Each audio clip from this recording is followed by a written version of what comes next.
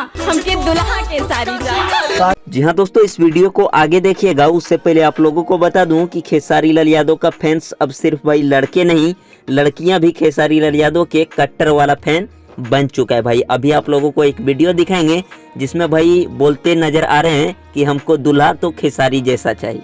तो भाई देखिए सबसे पहले वीडियो, उसके बारे में आगे बात करते हैं। देखिए हमके सलमान और शाहरुख ना हमके दुल्हा के सारी हमरा मौगी से पिटवाई दे। जी हाँ दोस्तों, सलमान शाहरुख खान फेल है खेसारी लाल यादव के सामने। ये हम नहीं, खेसारी लाल यादव फैंस का कहना है भाई। आप लोग वीडियो देखें और आप लोगों को बता दूं ये वीडियो काफी तेजी से सोशल मीडिया पे वायरल हो रहा है भाई। दूल्हा खेसारी जैसा चाहिए। तो भाई लोग इसी वीडियो में एक और अपडेट दे दूं कि खेसारी लाल यादव का एक बहुत ही कश्यप कहर के साथ तबाही वाला गाना आने वाला है, जिसके बारे में भाई पूरी इंफॉर्मेशन के साथ, कब आएगा, पक्का रिलीज डेट के साथ और किस चैनल से आएगा, ये कंफर्म 100% कंफर्म एक वीडियो बनाऊंगा। तो आप लोग उसको जरूर देखिएगा। मिलते हैं नेक्स्ट वीडियो में। थैंक्स फॉर वॉचिंग भाई।